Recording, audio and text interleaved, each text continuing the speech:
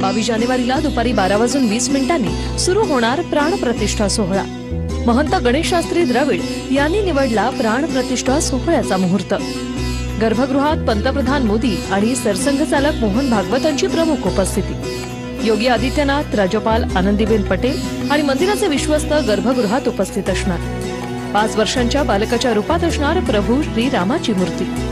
मानसरोवर, अमरनाथ, हरिद्वार, प्रयागराज, गंगा, नर्मदा, गोदावरीचे जल पूजेसाठी आणणार।